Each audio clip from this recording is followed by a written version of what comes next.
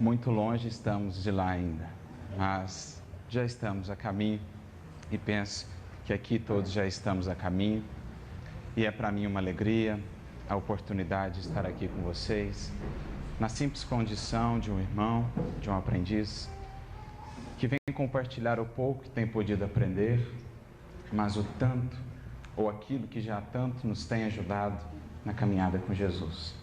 Então que Ele nos abençoe a todos, que nos sintamos aqui todos acolhidos pelo Seu amor, pela Sua bondade, e que possamos partilhar nesses momentos de reflexão do pão divino, da Sua mensagem, que cada vez mais nos conscientizamos, é o que de fato nos alimenta, é o que de fato nos sustenta na caminhada para o bem.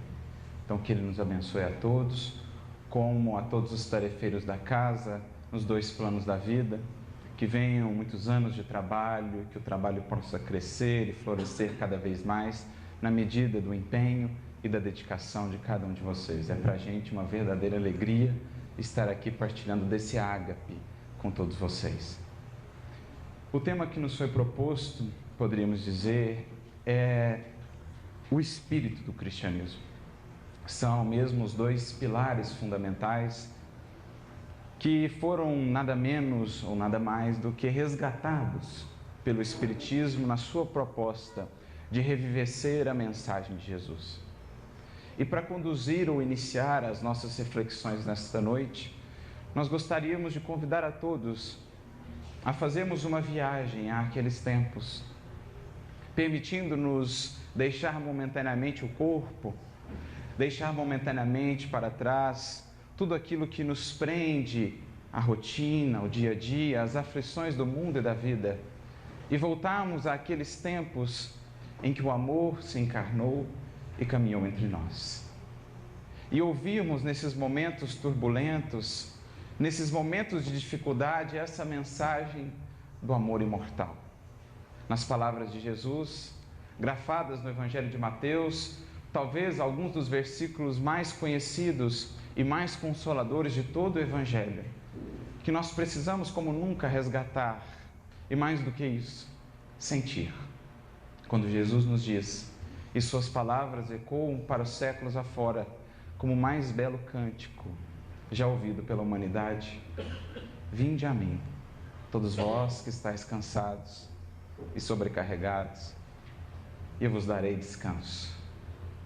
Tomai sobre vós o meu jugo e aprendei de mim, que sou brando e humilde de coração, e encontrareis descanso para as vossas almas. Pois o meu jugo é suave e o meu fardo é leve. Será essa, ou serão essas, as palavras que nos alimentarão nesta noite? Será a partir dessas sementes que buscaremos aqui, na medida do nosso esforço de reflexão, com o auxílio que o Espiritismo nos traz, tentar extrair delas o espírito da letra, tentar extrair dessas sementes flores e frutos que possam embelezar um pouco mais a nossa vida, suavizar um pouco mais o nosso caminho, trazendo cor, trazendo perfume, trazendo alimento à nossa alma. Porque como nunca nós precisamos fazer esse movimento de ir ao Evangelho, mas de ir ao Evangelho de coração aberto. Nós estamos agora nos momentos em que o Evangelho, enfim, nos convida a demonstrá-lo. Em que o Evangelho, enfim, nos convida a demonstrar, a partir da vivência e da confiança no Mestre imortal, naquele que reina e seguirá reinando séculos afora, para além de todas as transições humanas, para além de todas as lutas e dores humanas. É preciso ouvirmos mais do que nunca aquele que nos disse: eis que convosco estarei até a consumação dos séculos. É preciso agora, mais do que nunca, que não só Ele esteja conosco, mas que nós, enfim, nos disponhamos a estar com Ele, a efetivamente estar com Ele. porque penso que essas palavras do Mestre, como que resumem todo o programa da sua mensagem redentora. Nessas palavras do Mestre está efetivamente a boa nova, a grande notícia dada à humanidade, a mais feliz e a mais alegre de todas as notícias que os corações humanos já puderam ouvir. Boa nova é esta que segue sendo nova, que seguirá sendo nova enquanto não nos dispusermos a de fato incorporar essa proposta, aceitar esse convite como o único capaz de solver as problemáticas humanas, a nível individual e a nível coletivo. Por isso, quando Chico era buscado por aqueles que se aproximavam dele, querendo saber acerca das novidades, perguntavam-lhe: Chico, qual a novidade do momento? Qual a novidade da vez? E Chico tinha uma resposta pronta. Dizia sempre ele: meu filho, a novidade segue sendo o Evangelho. A novidade segue sendo o Evangelho. Porque quando vemos a humanidade ainda em luta, ainda às voltas, com os mesmos problemas multimilenares, embora todos os progressos exteriores, embora a mudança dos cenários evolutivos, nós percebemos que a proposta, ou a boa nova, ainda não foi aceita. E é preciso, portanto, que seja relembrada. E é esse simplesmente o nosso papel de oradores. Relembrar a proposta que já está. Relembrar o caminho, a solução que aí já foi apresentada, mas que por nós insistentemente tem sido esquecida. E buscando meditar sobre o espírito dessas palavras, nós vamos ver que, ao mesmo tempo que nos consolam, apresentam-nos também o caminho de um olhar mais vasto, o caminho de um prazo mais longo, de uma visão mais abrangente da vida, mais do que consolar, libertar, mais do que amparar no momento, no imediatismo terrestre. Propõe-se Jesus, através dessas palavras, como de sua boa nova, libertar a criatura no sentido da eternidade. Tudo condensado nessas palavras. E é isso que aqui hoje nós vamos buscar destrinchar, percebendo como aquelas palavras de Jesus harmonizam-se perfeitamente com o que hoje o Espiritismo vem resgatar, nesse processo de lembrança, de relembrança, daquele que é o único caminho efetivo que nos poderá libertar e conduzir a um futuro radioso e de bênçãos. Vinde a mim, todos vós que estáis cansados e sobrecarregados. É a mensagem do amor, é a mensagem consoladora, é a mensagem de Jesus que ecoa ao longo dos séculos, chamando todos aqueles que sofrem, todos aqueles que desanimaram na jornada, todos aqueles que perante as dificuldades não conseguem enxergar além, todos aqueles que perderam talvez a capacidade de esperançar. Jesus vem convidar: venham até mim. Abram o coração, renovem o olhar, há uma nova visão, há um novo sentimento acerca da vida. Proponham-se a se elevar e a olhar mais além. Vinde a mim, e haverei de vos dar a força, a segurança, o consolo e a esperança para seguirem, para avançarem. Como precisamos retomar isso, relembrar isso, quando vemos tantos ante as dificuldades do mundo que não são surpresa. Não são surpresa. Jesus já nos havia dito, já havia predito que os momentos da transição assim seriam. E parece que então ficamos desesperados, desencantados, como se esperássemos um parto sem dor, um parto indolor de uma nova humanidade, de uma nova sociedade. Nesses momentos, nós precisamos aprofundar essa nossa relação e, enfim, atender esse convite: vinde a mim, para buscarmos esse repouso que, não nos enganemos, não deve ser entendido à luz dos conceitos e concepções do mundo. Olhando para a vida de Jesus e dos seus seguidores, alguém poderá imaginar que esse repouso que ele promete aos abatidos e aos cansados do mundo será o repouso da inércia, do menor esforço, da ausência de sacrifício? Quem de nós teria ousadia de imaginar que assim é, olhando para a vida dos seus efetivos seguidores e seguidoras? Quem de nós poderia imaginar que é esse o repouso de qual ele nos fala? O repouso ilusório da água parada, que, embora transparecendo tranquilidade, esconde no seu fundo lodo ainda não trabalhado, ainda não purificado. Não é esse o repouso do qual Jesus está a nos falar, nem a nos prometer. Será outro tipo de repouso, será outro tipo de tranquilidade, não aquela que nasça da inércia, da omissão, da indisposição em servir, em ajudar, mas aquela tranquilidade que nascerá, por exemplo, da fonte, que segue por onde passa, varando desertos, campos e florestas, aprendendo a contornar obstáculos sem perder nunca a vontade de seguir, o anseio de chegar um dia ao mar, e que por onde passa deixa um rastro de esperança, de vida.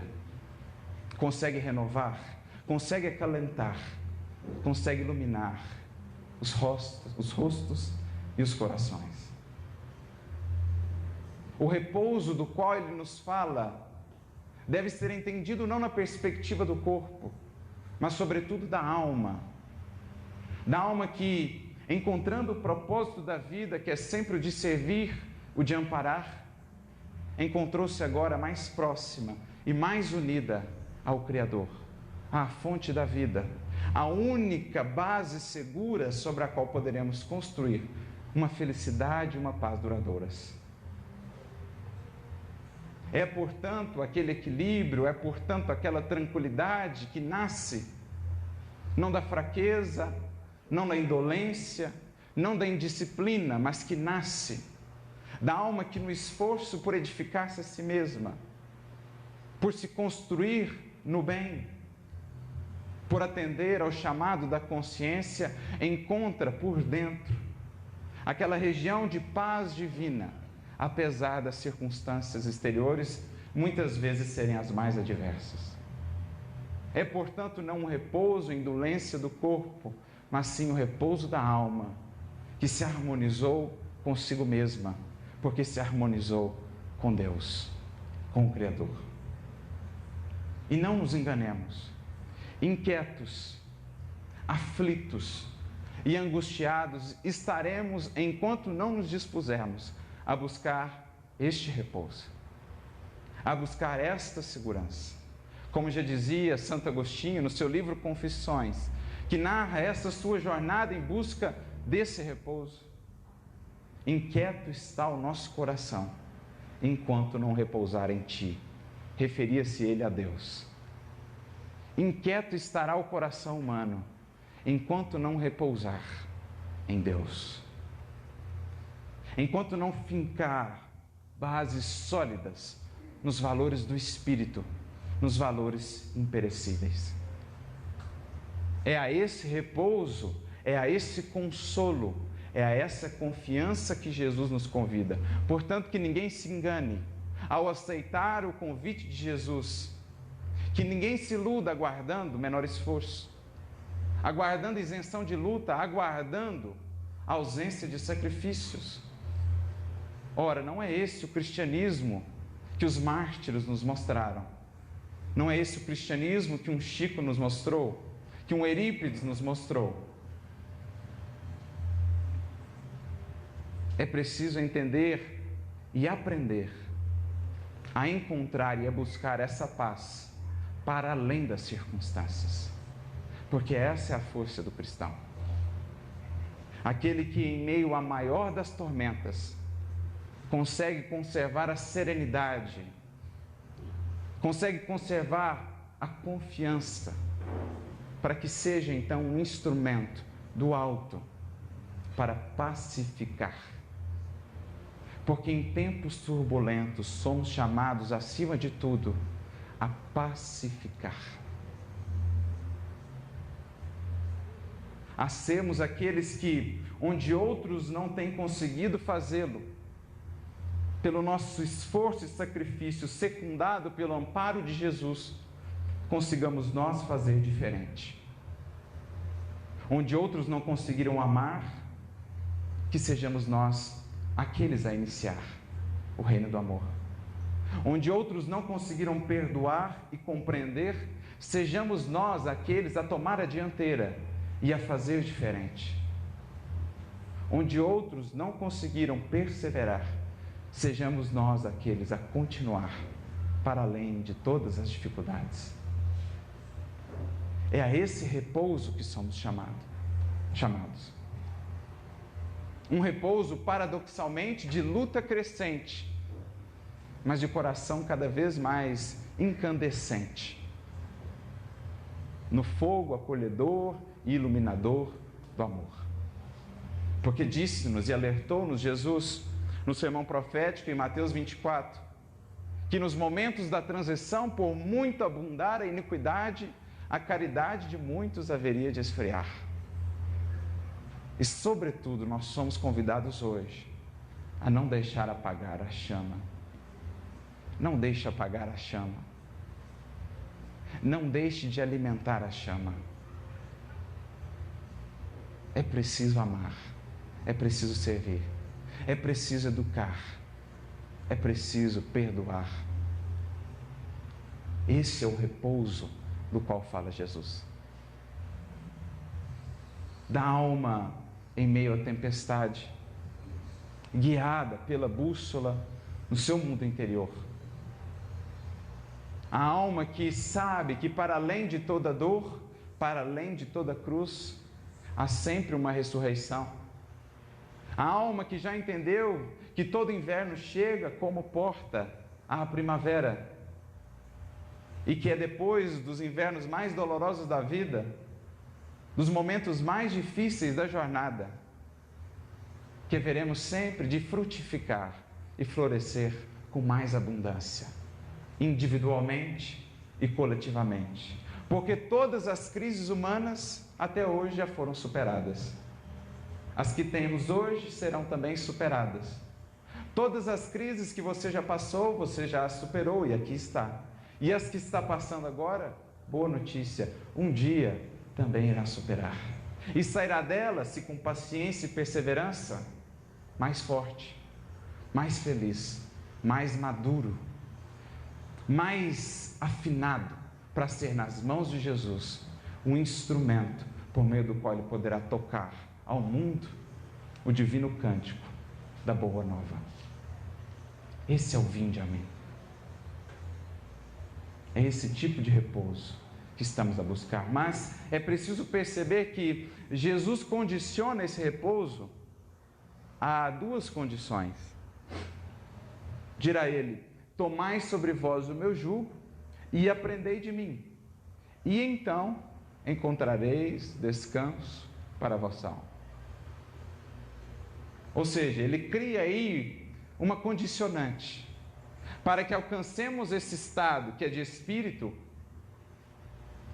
esse estado que é interior. É preciso antes que entendamos, e mais do que isso, apliquemos essas duas condições essenciais: tomar sobre nós o seu jugo e aprender com ele. E é sobre essas duas condições que nós vamos aqui meditar. Começando pela primeira, talvez a mais essencial. Para que entendamos essa expressão, precisamos voltar àquele contexto, àquela cultura e pensar: o que é esse jugo do qual Jesus nos fala? Para nós parece uma expressão diferente, Talvez muitos nunca tenham ouvido falar o que seja um jugo. Talvez muitos nunca tenham visto o que seja, o que é um jugo. Por exemplo, aquela peça de madeira que se coloca sobre o boi, sobre o jumento, que serve para o guiar, para o conduzir.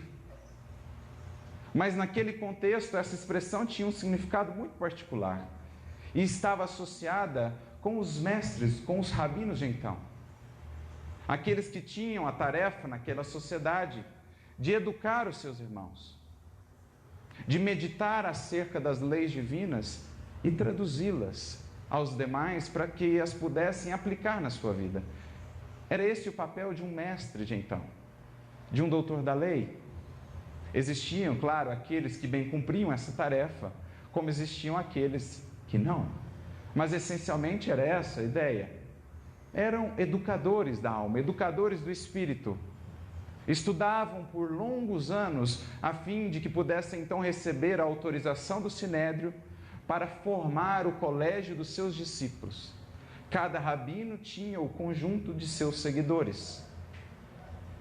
E o papel de cada um desses rabinos era, meditando muito sobre a lei, sobre a primeira revelação, que era o livro, ou que era o conjunto de textos basilar daquela cultura e daquela tradição religiosa, buscavam eles traduzir todos aqueles preceitos, todos aqueles textos, em um conjunto de preceitos, em um conjunto de mandamentos, que pudesse facilitar aos seus discípulos a vivência da lei divina. Então, cada um daqueles rabinos, daqueles mestres, tinha a sua maneira peculiar de interpretar a lei, a Torá. E cada um resumia tudo que lá estava num número de preceitos, que variava segundo cada rabino. Existiam aqueles que criavam centenas de preceitos. Existiam aqueles que criavam, por exemplo, desdobravam a vivência da Torá em 613 mandamentos. 613 mandamentos. Não é 10, não é 2, é 613 mandamentos. Chegando muitas vezes aos limites do escrúpulo, algo que foi até questionado por Jesus, quando disse: vocês atam fardos pesados demais às costas dos vossos discípulos, mas vocês mesmos nem com o dedinho querem carregar. Ou seja, vocês criam muitas exigências, perdendo o foco do que é essencial, e muitas vezes vocês mesmos não o querem viver. Então Jesus, em alguns pontos, foi enérgico. Existiam outros que eram mais sucintos, resumiam toda a vivência da lei em 10 mandamentos. Mas existiam aqueles que eram ainda mais sucintos e resumiam a vivência de toda a lei, de toda a Torá, em 2 mandamentos. E aí que está, que nome era dado a esse conjunto de preceitos de cada rabino? O jugo do rabino. Cada rabino tinha o seu jugo, cada rabino apresentava a sua disciplina aos seus discípulos. Daí nasce a palavra discípulo, aquele que se submete à disciplina proposta por um outro alguém, um discípulo. Esse conjunto de preceitos recebia o nome de jugo do rabino. E aí a gente entende melhor a expressão usada por Jesus. Porque chegando ele naquele contexto, dirá: eu também tenho a minha maneira de resumir toda a lei. Eu também terei o meu jugo. Dirá Jesus aos seus discípulos e aos que o ouviam: o meu jugo está resumido em 2 mandamentos. Amar a Deus acima de todas as coisas. Lá, o mandamento que já estava no Deuteronômio, capítulo 6. E amarás ao teu próximo como a ti mesmo, que já estava também no Levítico. Então Jesus pega, como faziam os mestres da época, e diz: aqui está o resumo. Tanto que dirá: nestes 2 mandamentos, ou estes 2 mandamentos contêm toda a lei e os profetas. Esse era o jugo do Cristo, que poderia ser para nós aqui simplesmente resumido em uma palavra. Uma palavra, que está presente nos dois. Alguém saberá dizer qual é? Qual é o jugo do Cristo? Amor. Tomar sobre vós o meu jugo é nada mais, nada menos do que deixe-se conduzir na vida pelo amor. Submeta-se ao jugo suave e libertador do amor. Eis o primeiro recurso, o primeiro elemento essencial a todo aquele que anseia por encontrar esse descanso. Sem investirmos no amor, sem investirmos no amar, não há felicidade possível, não há solução possível aos conflitos e às dores humanas.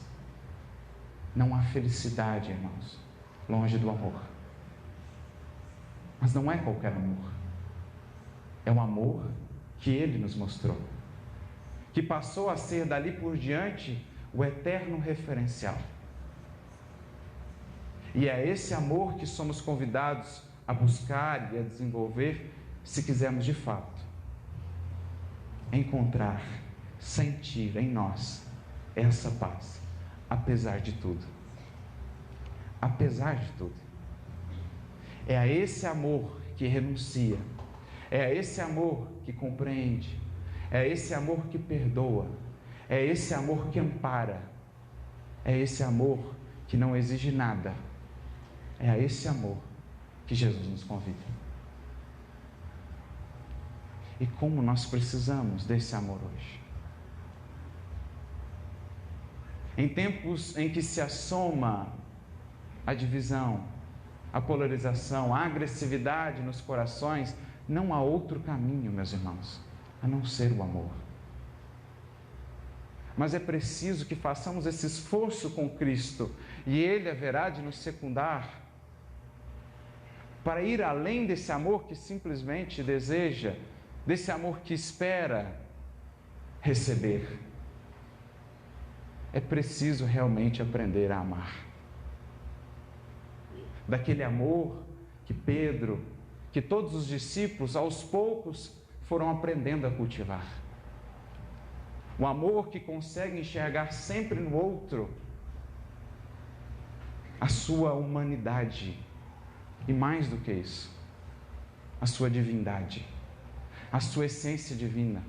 Aquele amor que não se prende na aparência, aquele amor que não enxerga no outro o que é transitório, aquele amor que sabe sempre destacar e alimentar o que há de bom em cada pessoa, e todas têm algo que nós possamos alimentar de bom. Todas. Porque quando nós entramos em contato com a sombra de alguém, quando nós entramos em contato com a imperfeição de alguém, não é para que nos detenhamos a julgar, a atacar, a rotular. É para que simplesmente nos disponhamos a ajudar naquilo que nos seja possível. Porque Jesus sabe muito bem o que há em cada um de nós. Então eu me recordo de um caso. Jesus pediu para Simão Pedro e ajudar umas certas pessoas. Isso está numa história de Humberto de Campos, e então ele chama Petição de Jesus, o texto. Então Jesus estava muito ocupado, precisava sair, fala: Pedro, tem um pessoal lá, tem uma irmã lá que está passando por uma enfermidade, uma dificuldade, eu queria que você fosse lá ajudar. Pedro aceita o chamado, e aí ele vai e ele começa a ver que as coisas não seriam tão fáceis assim. Ele começa a ver que o negócio ali na casa era bem complicado, né? Um lá era bêbado, o outro lá alcoólatra, agressivo, o outro lá maledicente, o outro lá... E aí ele foi vendo, né? Foi ficando cada vez mais espantado com o que ele via. Daqui a pouco ele pensou: meu Deus, eu não posso falar de Deus aqui não. E saiu correndo, voltou para casa. Nossa, esse lugar aqui Ele voltou e começou a falar para Jesus: não, mestre, lá não deu, lá estava difícil demais, o pessoal lá não... E ele vai falando, vai narrando a dificuldade de cada um, como se justificando, falando: olha, mestre, né, para você me entender que não dava. E aí Jesus vai olhando com um olhar angustiado para ele, e quando ele termina, assim, como que esperando a aprovação do mestre para a atitude dele, Jesus volta-se a ele e diz: Pedro, quando eu te enviei lá, eu já sabia que fulano era ladrão, eu já sabia que ciclana era meretriz, eu já sabia que o fulano era aquilo, eu já sabia que ele era aquilo outro. Eu simplesmente, Pedro, te pedi para ajudar, como fosse possível. Então isso nos faz repensar até onde o nosso amor vai. Porque só esse amor que vai além dos limites será capaz de redimir o mundo e pacificar os corações. Porque Jesus, já há 2000 anos, já dizia: se amais apenas o que vos amo, que fazeis de especial? Os publicanos também fazem. Então nós somos convidados, sobretudo com Jesus, a amar aquilo que aos olhos do mundo não parece amável. Aquele que não ama, aquele que odeia, aquele que persegue, aquele que agride. Porque será essa única linguagem que ele será capaz de escutar, de entender. Porque, dirá Emmanuel, o mal para ceder terreno não entende senão a linguagem do verdadeiro bem. O orgulho, a fim de renunciar aos seus propósitos infelizes, não entende senão a humildade. Assim como o egoísmo, para ser vencido, só pode ser pelo espírito de fraternidade. Porque para vencer sombra, só se vence com luz. E é esse o amor que resplandece no Evangelho. É esse o amor que redime.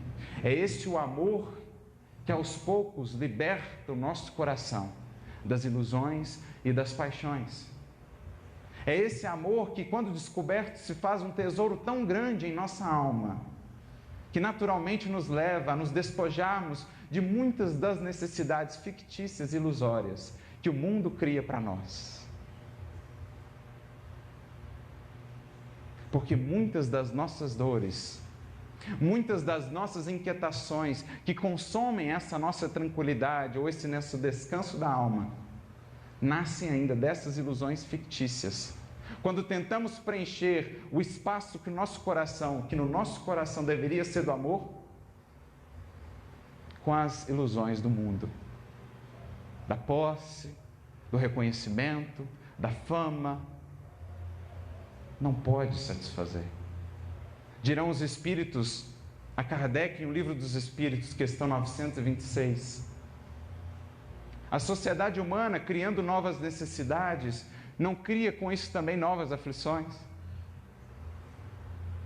E quando olhamos para a nossa sociedade hoje, repleta de tantas distrações e requisições inúteis ao nosso coração, roubando-nos a paz, a gente consegue entender perfeitamente a resposta deles quando dizem: os vossos males estão na razão direta das necessidades fictícias que criais.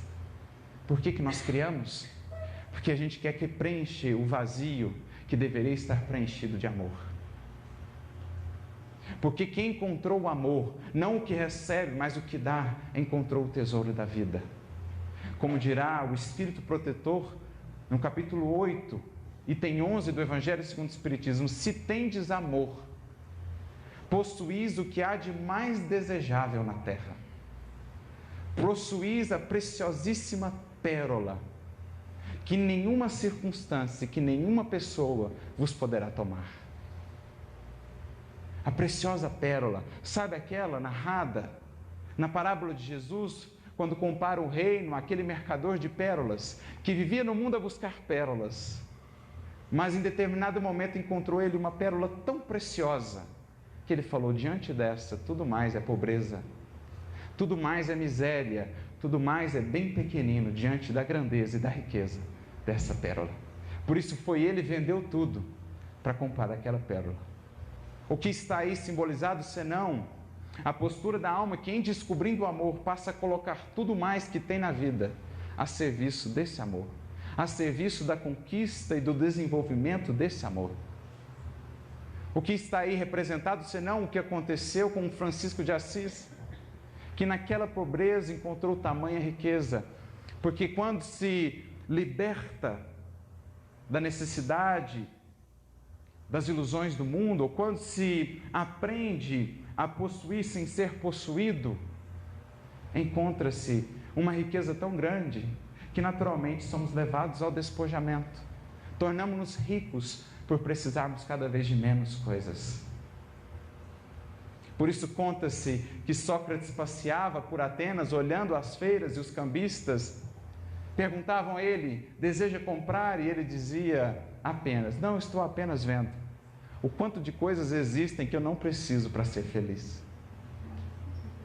Porque encontrou ele essa pérola, a pérola de quem aprendeu a amar e a se saciar daquilo que parte de si e não do que recebe, como dirá Jesus, não da água do poço buscada lá fora, mas da água da fonte que agora jorra de dentro de mim para o mundo e para a vida. Por isso acrescenta o Espírito lá no Evangelho segundo o Espiritismo: se possuís o amor, se tendes amor, terei colocado o vosso tesouro lá, onde os vermes e a ferrugem não o podem alcançar. Sentireis dia a dia diminuir o peso da matéria, e como pássaro que voa, subireis sempre, até que inebriados possam vos alimentar do elemento, da essência da sua vida no seio do Criador. Aquele que aprendeu a amar é como um pássaro que desde já, embora na matéria, consegue planar em horizontes de vida mais vastos, consegue enxergar sempre mais além, sem nunca perder a esperança. Porque, diferentemente de quem está no vale, ainda apegado ao terra da vida, aprendeu a ele a voar. Pelas asas do pensamento pode planar e enxergar o horizonte infinito e glorioso que Deus reserva a cada um de seus filhos. Como dirá Paulo de maneira muito bonita nas suas cartas: olho nenhum viu, ouvido nenhum ouviu e mente nenhuma imaginou o que Deus preparou àqueles que o amam, ou àqueles que amam. Então este é o primeiro elemento essencial àqueles que anseiam por esse descanso, por essa serenidade em meio à luta, por essa confiança em meio à prova, por essa esperança em meio à tormenta. Tomar o jugo do Cristo é amar. Passamos então ao segundo: aprendei de mim. Aprender com Ele. Em outras palavras, enriquecer a nossa alma com tudo o que Ele veio compartilhar conosco. Aprender a, regando as suas sementes, as sementes de cada uma das suas lições, a extrair delas todas as flores, todos os frutos que nos possam dar, porque é isso que irá dizer Emmanuel: cada lição de Jesus é como uma semente divina que condensa ali a sabedoria de bilhões de anos de evolução numa simples lição. Algumas poucas palavras que, segundo o nosso esforço, segundo a nossa disposição em regar essa semente, e o fazemos com a água do nosso suor e muitas vezes das nossas lágrimas, cada sementinha como essa haverá de frutificar. Dirá Emmanuel: cada lição do Cristo, cada parábola dele é como uma semente divina destinada a frutificar ou a se converter numa árvore de misericórdia e de sabedoria para a humanidade ou para cada um que a souber cultivar. Então é tirar de cada conjuntinho dessas palavras o imenso cabedal de sabedoria de quem guia realmente, de quem conhece o caminho, para nos orientar, para nos ajudar a evitar os atalhos que por muitos séculos temos buscado.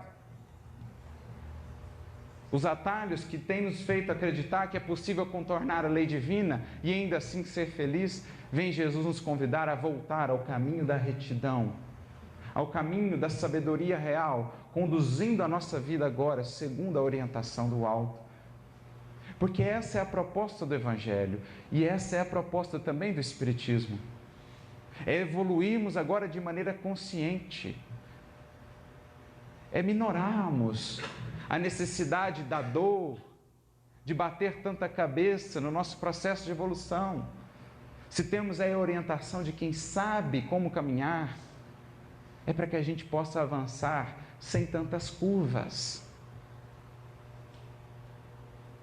É por isso que os Espíritos vêm até nós, para otimizar o nosso caminhar. E é por isso que nós buscamos nos instruir, porque através da instrução, sobretudo com o Cristo, o maior de todos os mestres, que a gente vai aos poucos incorporando essa sabedoria e melhor conduzindo a nossa vida, evitando uma série de atitudes contrárias à nossa própria paz. Contrárias à nossa própria paz. Isso é investir em sabedoria. É isso que o livro nobre e edificante faz conosco. Por meio do estudo do Evangelho, do estudo de um livro nobre, nós não fazemos outra coisa senão nos conectar a esses que nos antecederam e agora incorporar todo o impulso evolutivo que nos vem trazer. As suas palavras e as suas lições como que fecundam a nossa alma quando ela está aberta, quando ela está disposta, e vão sempre florescer. Então, se o primeiro recurso é amar, o segundo será aprender. Investir sempre, em cada vez mais, em ampliar os nossos horizontes, em nos libertarmos das chagas e das trevas da ignorância, que nos acorrenta a uma vida muito aquém do que ela pode ser. Porque a proposta de vida com Cristo é muito mais do que simplesmente existir, muito mais do que simplesmente viver, é viver em abundância. Por isso dirá ele: e conhecereis a verdade, e a verdade vos libertará. E para nós, amigos, na terra, a verdade é Jesus Cristo. Outros nos trouxeram parcelas da verdade, mas ela resplandece como um sol em Cristo. Porque é Ele o maior representante do Pai neste orbe. É Ele que assumiu dele a incumbência de conduzir-nos a todos. E todos que até hoje vieram abrir novos horizontes à humanidade, nada mais fizeram do que estar também a serviço dele, colaborando com ele no grande programa de educação a que todos estamos submetidos. Porque essencialmente é este o projeto do Evangelho como do Espiritismo, um projeto de educação. E não há educação sem amor e sem instrução. E não há outro caminho para a renovação e para a regeneração da humanidade que não passe pela educação. Todos os outros serão inócuos, todos os outros serão infrutíferos, se não investirmos em educação. Mas para que haja educação de fato, é preciso que a instrução esteja antecedida pela amorosidade, porque não há educação distante do amor. E um dos grandes problemas que aí temos hoje é justamente a instrução ou o brilho da inteligência destituída da orientação do amor e da caridade. Por isso o amor precede a instrução, como a dizer que somente num clima de amorosidade a instrução de fato se converterá em educação. Porque por muito tempo temos acreditado, embora já tantos missionários tenham nos demonstrado, que instruir é educar. Que compartilhar conhecimento será educar. Mas aí está o Evangelho a nos convidar a repensar. Aí está um Pestalozzi, antecedendo a obra do próprio Kardec, a nos convidar a lembrar que o amor é a base de toda educação. Amor, portanto, e instrução. Eis as duas condições que poderão conduzir cada alma, cada um de nós, como a humanidade em termos coletivos, enfim, a esse repouso. Ao repouso que será no íntimo de cada um, a serenidade da consciência tranquila e edificada no bem. E ao repouso que será um dia no plano da coletividade, uma humanidade regida, orientada pela fraternidade, pela cooperação. Sem esses dois pilares, não há de fato renovação. E estamos aí há milênios patinando nesse aspecto, esquecendo-nos que a mensagem sempre esteve. E o Espiritismo, como falei, não veio nada mais do que nos lembrar da mesma orientação. Por isso vamos encontrar o Espírito de verdade dizendo-nos algo muito similar. Espíritas, amai-vos, eis o primeiro ensinamento. Espíritas, instruí-vos, eis o segundo. A mesma frase. A mesma frase. Os mesmos dois pilares que precisaram os Espíritos nos relembrar, a fim de ajudar-nos a encontrar o caminho para essa humanidade do porvir. Juntando esses dois pilares, todo jugo é suave e todo fardo é leve. Porque sob o jugo do amor, estamos livres, estamos, enfim, a caminho da libertação, do jugo pesado, do jugo que nos machuca de nossas paixões, da inveja, do ciúme, do ódio e da agressividade. Jugos que nos ferem, que nos limitam, que nos escravizam e nos impedem de avançar com mais serenidade no caminho em direção à luz. Com esses dois pilares estaremos agora caminhando mais leves, porque haveremos deixado para trás, enfim, o fardo da ignorância acerca de nós mesmos, o fardo do ódio, da desesperança. Estaremos agora leves, como aquele pássaro que aprendeu a voar porque desenvolveu essas duas asas. Assim, somente assim poderemos caminhar em direção ao futuro radioso que nos espera. Então, venham os Espíritos nos lembrar que a proposta sempre esteve aí. E eu me recordo, certa feita, estávamos na reunião mediúnica e passando por um momento difícil, o grupo, muitas dificuldades. A gente não chegou a externar isso na conversa, mas cada um intimamente estava a pensar: o que fazer? Como fazer para superar esse momento?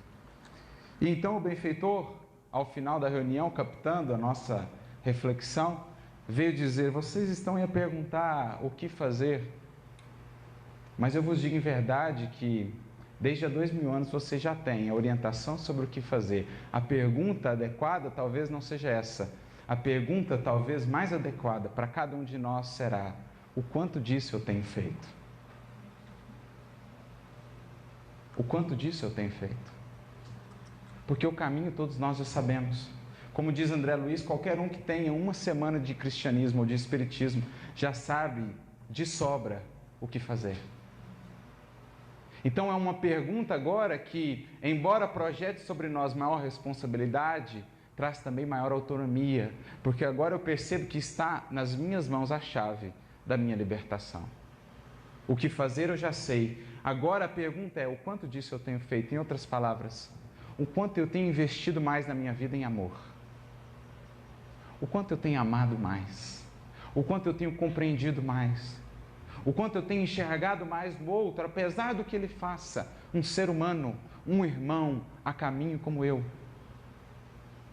O quanto eu tenho buscado mais do que apontar o dedo, estender a mão? Essa é a pergunta que a gente precisa se fazer. O quanto eu tenho investido em estudo, em instrução? O quanto tenho eu dedicado diariamente para alimentar a minha alma? Porque assim como o meu corpo precisa de alimento diário, de higiene diária, a minha alma, o meu espírito, que de fato é o que eu sou, não precisará também? Da dose diária do pão que vem do céu? Já nos dizia há 2000 anos Jesus: ninguém viverá somente do pão, mas de toda palavra que sai da boca de Deus. O estudo, a meditação acerca das leis divinas, A higiene mental que faço quando busco renovar o meu mundo interior, os meus pensamentos, com a água viva das lições que vertem do alto, da inspiração superior. O quanto tenho investido em ampliar horizontes, em me conhecer, em me libertar. Esse é o questionamento. E essa, como falávamos no início, ainda é a grande boa nova, a grande novidade. O banquete, a festa do reino, já está posto há 2000 anos. As núpcias da humanidade com o Criador já foram inauguradas há 2000 anos. O noivo já veio e está a apenas aguardar o chamado ou a proposta, o aceite da noiva à humanidade. O casamento aí está, o banquete está posto, a mesa do amor e da paz aguarda a todos, está acessível a todos que quiserem entrar. Por isso, uma das frases que eu mais gosto de Emmanuel é aquela quando ele diz: eu sou um simples pregador de cartazes, convidando para a festa do reino. Porque muitos já entraram, o mundo já viu, muitos que caminhando entre nós já entraram na festa do reino. E a boa notícia é e será sempre de que essa festa está ou é acessível a todos, de todas as culturas, de todas as etnias, de todas as classes, de todos os gêneros, de tudo que você pensar. Porque para entrar nessa festa, para adentrar nesse banquete e para experimentar dessa paz ou desse descanso, 2 ingredientes ou 2 exigências apenas há: amar e se instruir. Amai-vos e instruí-vos. Essa senha, esse é o convite que nos permitirá acessar essa festa. Então eu gostaria aqui de ler uma mensagem de Emmanuel que vai ressaltar para nós a importância de aprendermos a conjugar esses 2 elementos. Está no capítulo 4 do livro Pensamento e Vida, e dirá ele: já se disse que 2 asas conduzirão o espírito humano à presença de Deus. Uma chama-se amor e outra chama-se sabedoria. Pelo amor, que, acima de tudo, é serviço aos semelhantes, a criatura se ilumina e a formoseia por dentro, emitindo em favor dos outros o reflexo de suas próprias virtudes.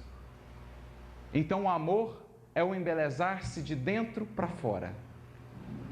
É o movimento que parte de nós no sentido de investirmos na vida, de investirmos no outro e, portanto, nos iluminarmos. E pela sabedoria que começa na aquisição do conhecimento, recolhe a influência dos vanguardeiros do progresso, que lhe comunicam os reflexos da própria grandeza, impelindo-a para o alto. Então a sabedoria é esse amparo que vem de fora, dos que já estão mais adiante, que vem também nos ajudar a subir. Através do amor, valorizamo-nos para a vida. Então, através do amor, eu invisto na vida, eu me valorizo para a vida. E através da sabedoria, somos pela vida valorizados. Então, através do amor, eu invisto na vida. E a sabedoria é o investimento da vida em mim. É o investimento dos outros em mim. Daí o imperativo de marcharem juntas a inteligência e a bondade. Bondade que ignora, ou seja, amor sem sabedoria, é assim como um poço amigo em plena sombra, a dessedentar o viajor sem ensinar-lhe o caminho. Então, o amor sem a sabedoria, imaginemos o viajor que está no deserto, seria a figura do poço que lhe mata a sede ali, mas que não ajuda a sair do deserto em que está. Que não ajuda a avançar, a caminhar. Sacia por um momento, mas não consegue o libertar de fato. Por isso é preciso sempre conjugar na nossa ação na casa espírita, no trabalho com o Evangelho, o amor que consola, que ampara, que reergue, mas a instrução que ilumina e que liberta. A inteligência que não ama, ou seja, o oposto, a sabedoria sem o amor, pode ser comparada ao valioso poste de aviso que traça o peregrino informes do rumo certo, deixando-o sucumbir ao tormento da sede. Então é como se esse viajor encontrasse a placa no deserto, apontando a saída, mas morresse no caminho de sede. Por isso é preciso conjugar as duas coisas. Porque entram aqui, como em toda casa, como na nossa vida, todos os dias, pessoas que estão nesse deserto da vida, como a mulher samaritana, esperando aonde possam encontrar esse oásis de paz e de segurança. E é preciso que saibamos conjugar a água que mata a sede, a água que reergue, que revigora o indivíduo, dando força para caminhar, mas também a placa que o ajuda a avançar e se libertar daquilo que o faz sofrer. Por isso ele conclui: todos temos necessidade de instrução e de amor. Estudar e servir são as rotas inevitáveis na obra de elevação. Rotas inevitáveis na obra de elevação. O caminho aí está. O convite, o vinde a mim, segue a ecoar. Felizes os que puderem assentar o chamado de Jesus. Que Deus nos abençoe a todos. Muita paz.